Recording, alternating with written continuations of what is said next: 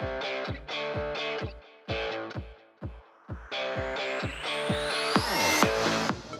name is Aditya Thirupati, and I'm going to be talking about web accessibility. Are you doing it right? I have a developer background. Um, I'm currently a developer too, but with focus on accessibility. I've been an accessibility engineer for a little over 4 years now. And today I'm going to talk about both UX and dev. So best practices for UX and how developers can help too. And there will be a little demo. So the first question is you are doing it right. So if you are developing, if you are designing, are you considering accessibility? And so just a quick show of hands, how many of you in your day-to-day development or design consider accessibility? Yeah, so that's good. And for people who don't, the question is why? Why aren't you considering it? And you can ask me the same question back and say, why should we consider it? And is it required? And what if I don't do it? Those are very natural questions when talking about accessibility. And consequences, what if I don't, right? And all that. So I'd like to think the first and foremost, web accessibility makes your product, your services, whatever it is, more inclusive. You want users of all abilities to be able to go to your website, purchase your product, and the more people you have, the better your company or website would be. Not only that, and the natural consequence of it is that you can generate more revenue. There is a big market out there for people with disabilities today, and as US is growing older, you have the accessibility industry is expected to grow. And finally, this is not, I put it in with asterisks there because legal is unfortunately a reality of the industry where, as you see, the graph there shows from 2013 to 2018, there have been a lot of lawsuits claiming discrimination or lacking equal access.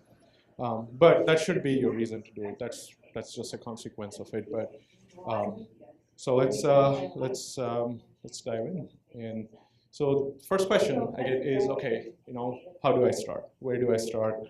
And today I'm gonna talk about some basics, but then we'll get into code. So in your organization, who should care about accessibility? So I'd like to think that since the concepts and design start with UX, so that's where you can really start to think about in terms of web accessibility. That's where everything comes. Accessibility is not a feature, so it's not like you have these requirements that you have to do. Accessibility is a standard. I tend to think of it as security, your website security. It's not a feature. You have to have it, and otherwise, there are consequences. Right? And the next is developers who actually make it happen in HTML, and product managers who obviously have a stake in it and who have to run the program. Content creators. You're creating PDFs, you're creating videos, and all of that. So content creators also have a big role in it. And quality analysts who have to monitor the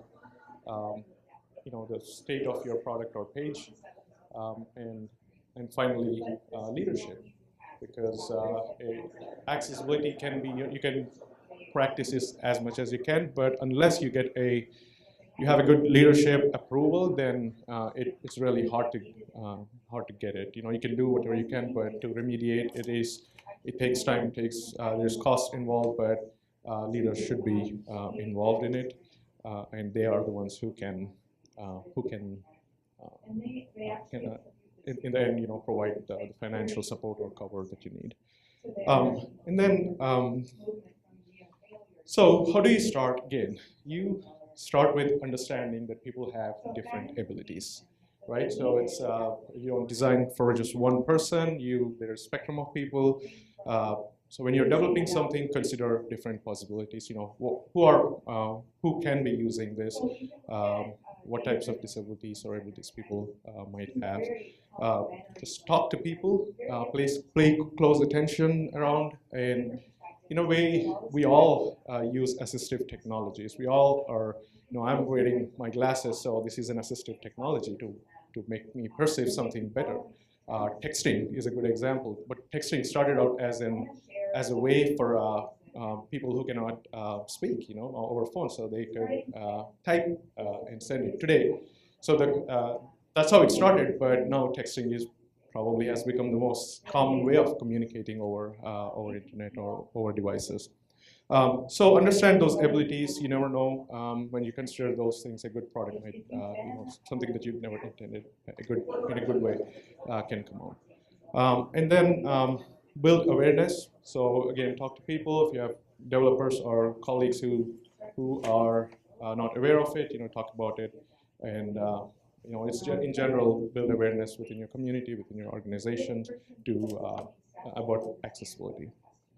And then learning. So it's self-learning. There are a lot of resources out there, or YouTube videos, and but I'll share a couple of things that I use that you can start using. So let's begin with the UX. So since we said that's where everything starts, and UX have a very big role in it in the inception of the project, and so that's where we should start. So what I'd like to say is within the UX, own the X part, you know, because you own the experience of the page. So don't think about one person, you know, think about all different abilities. So if you don't do that, then you know, your website or your product might not be accessible to all. So I'll quickly go over different types of disabilities there are. Not necessarily, this is not a comprehensive list, but these are the most common ones that I see. So for me, I think motor disabilities are the most common ones. So it's old age people who can use, or you know, somebody suffering from Parkinson, or a simple thing like you're walking on ice and you break your elbow, and now you can't use a keyboard. Now you're relying on an assistive technology, either it's voice input or is it just using a keyboard. So that's kind of most common one that I see. The second one I think that affects mostly in the web world is visual. Obviously, pages are a lot visual. A lot of people with vision issues would rely on screen readers for one, and then zoom mechanisms on the page, and braille outputs.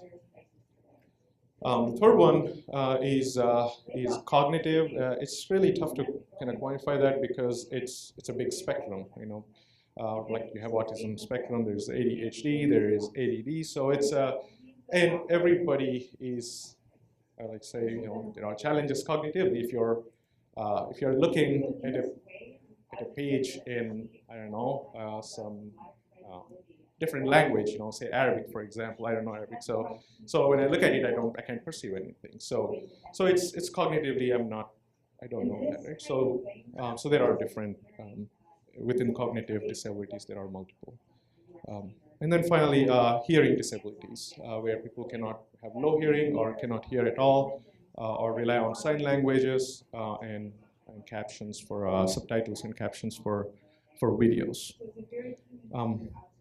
So let's dive into some concepts here. So the first one I'm going to talk about are meaningful sequence and focus order. So I have a quick I have a page that I can show.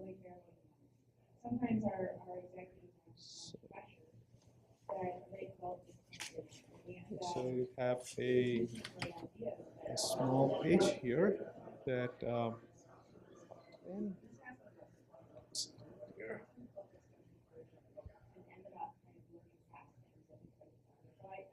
see.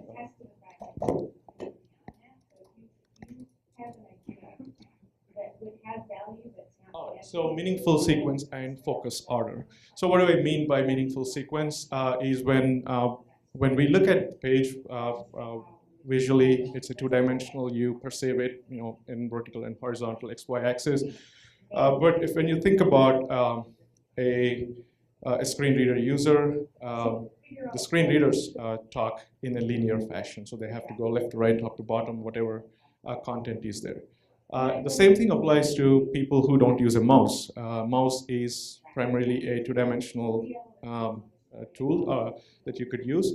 But if you're just using a keyboard, then you're relying on the tab sequence of it. So you have to, if you're using just a keyboard, then you go one element at a time, right? So that's keeping that in mind. Meaningful sequence is, for example, here, you have these two options. The first option saying, pick a color, red, blue, green, or blue, and then you submit the form. People who can actually see it, then you see there is a fine print right below the button. But from a screen reader perspective, when a user is reading one element at a time, the moment they reach submit, there is a chance that they think, oh, I made my selection. Now I'm just going to submit the form. But by doing so, they have missed this fine print. So a simple UX fix, or when you're designing to consider, is how about you just put it above that? So there's all the fine print is still available for a user, so they know what they are getting into before submitting the form. All right, and the second example I have is a kind of really similar looking, sections here.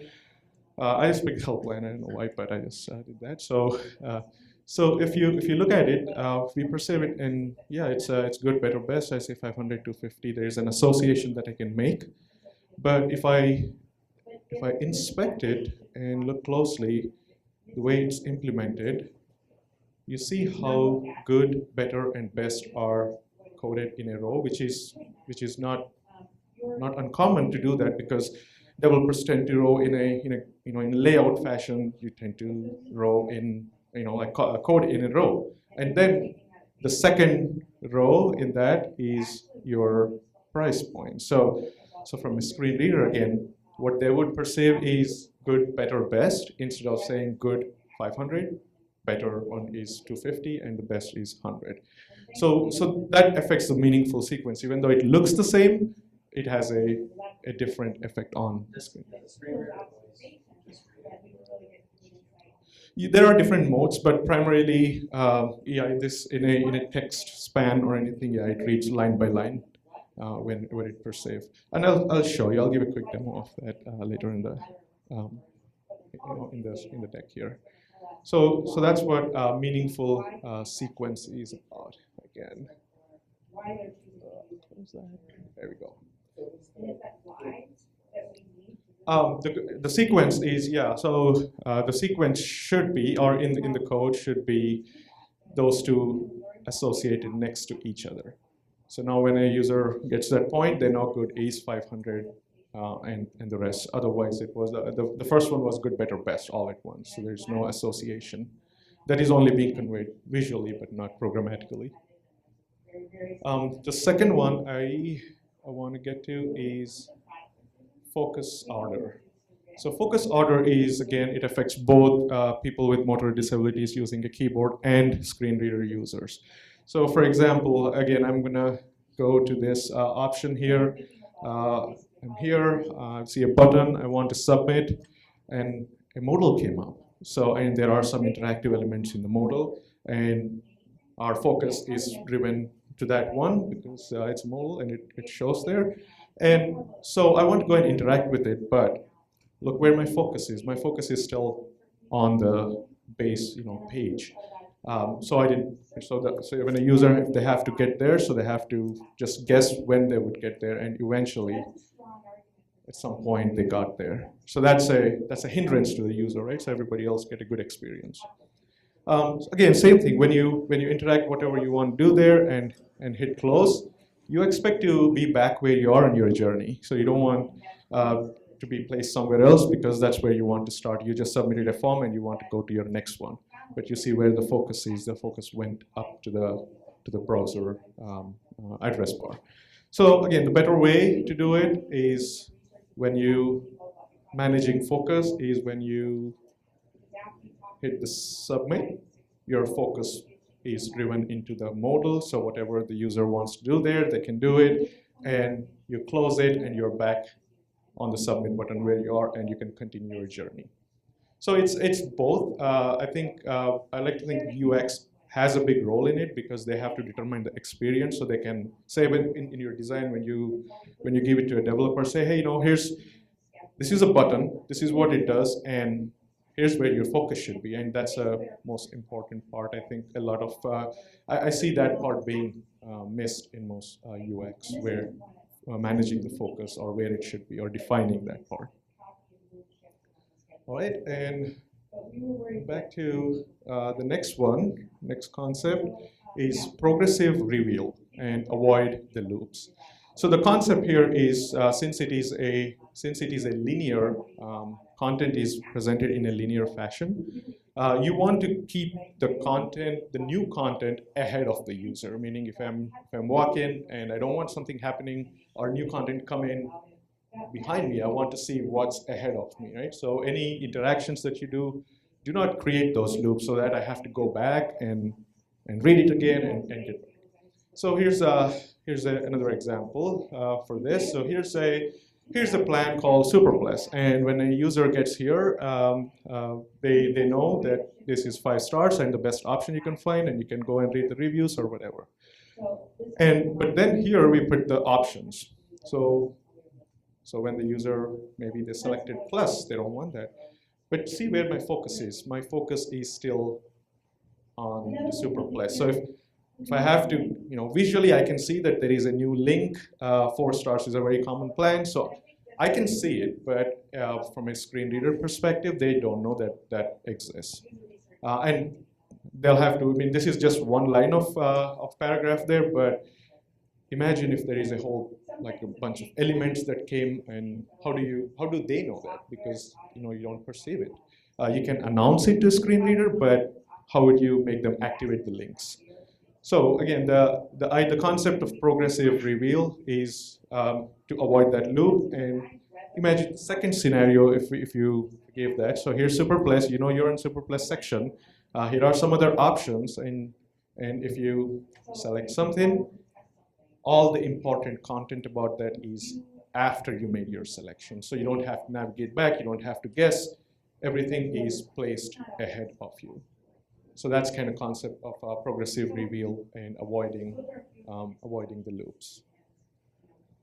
All right. So the next one is cognitive load. Cognitive load is you want to keep your page simple. Use less colors, use less elements, and convey your message. Use more white space so there's enough contrast and enough. I'm going to give you an example. It's just a warning. So if you have any vision-related issues, you can close your eyes. So let me open that here. So I have a link you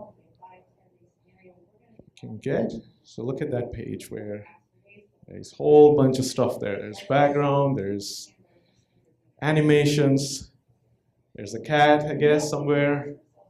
Yeah, so don't do that. so that's a lot of cognitive load. Now the user really have to go and pick. There's a lot going on there. That's a very extreme example. I don't think anybody's here is planning to build that, but that's kind of a good example of what a cognitive load would be, because you're different colors. There's fonts and animations and all that. So you want to stay away from making your page heavy on cognition. And the idea is keep it simple and use minimal colors. You don't want to have multiple colors, multiple fonts, multiple font weights on your page.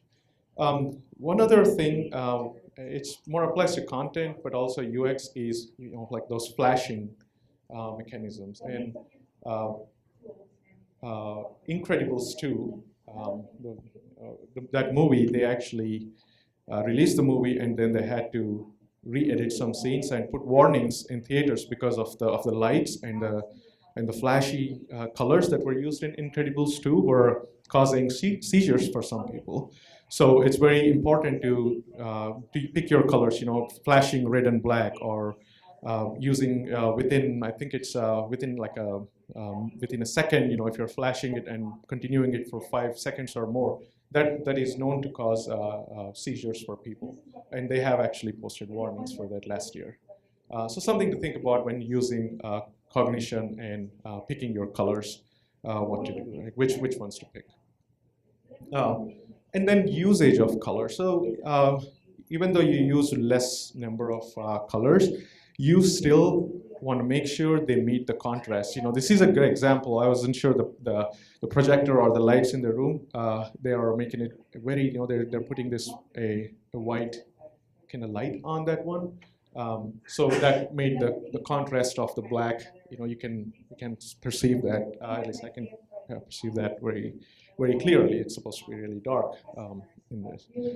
So pick your colors wisely, and I know there are brand standards, but again, in that concept, when you're creating your creative services, when they're building your logos, your ad content, make sure that those colors actually are accessible colors. And I'll show you that. I'll pick the contrast checkers and all that.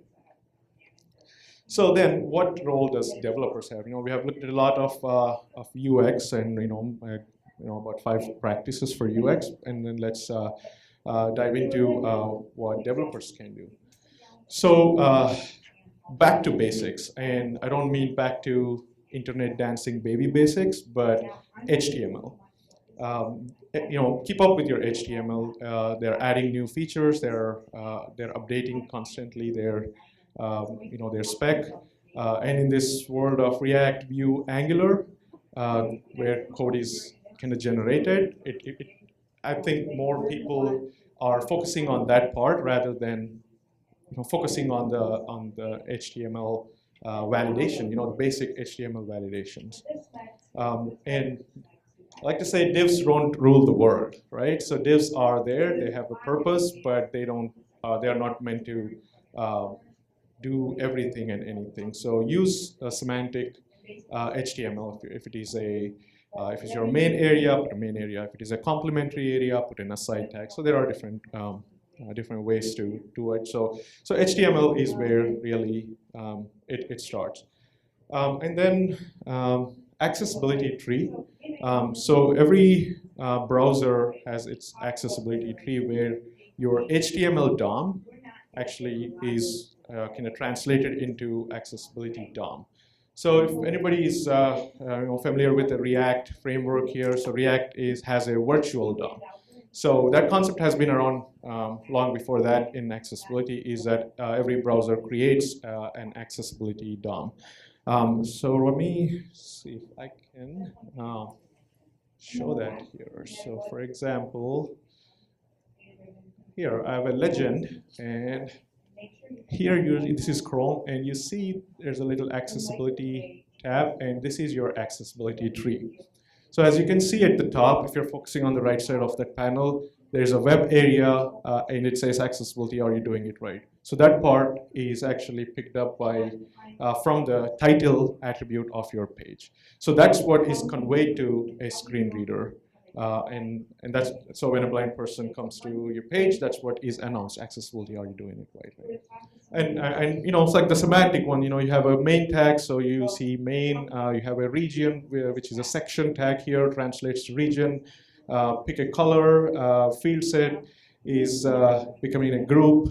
A legend is a legend, and then your text, whatever goes in it. So this is very important for developers to understand, to keep their DOM structure flat, so that way a screen reader does not have to kind of quickly update your DOM. So the flatter your DOM is, the better performance. That's true for normal DOM and also for the accessibility. And finally, there is a concept called Aria. if you're, it's a helper, supposed to be a helper for a friend for developers using HTML, but if not used properly, that can be big trouble. So with that, here's one example, right, which is using tab index. Tab index should not be used unless you have a special need. There is no need for anybody to use it. If you want a focusable element, use a button. If there is a link, use a link with a href. You don't really need to use tab index unless you really have a specific reason. So I put, like, in this section, maybe they want to trigger an action, but it takes a lot of space. I don't want to use a button tag for whatever reason, but that shouldn't be the case. And then the other important concept here I want to talk about is tab index of -1.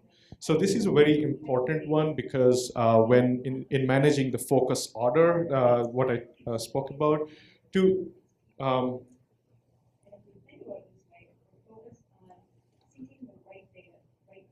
yeah. So here, to set focus on your modal or any non-focusable element, you really need to have to add tab index of -1. For example, here I have a quick nav onto the left meaningful sequence, and now my focus is on, oops, I missed it, so let me go back here. So now here at this point, you don't see the focus outline anywhere, but if you were to go to console and see document dot active element, it shows the focus is on the h1 tag. But you don't see the outline because it's not inherently a focusable element. It's a heading. There is no reason when you're tabbing for it to get focused. But in order to maintain your focus order to provide the meaningful sequence experience, we suggest you to put tab index of -1 and with your JavaScript set focus on that one. So that's one example with HTML. Again, you have to do that to make your focus order in certain scenarios work properly. And then a legend tag. So this is why I keep up with the HTML, because until 5.1, you couldn't put a heading inside a legend. Because in real life, what happens is when you look at it here, so here's a,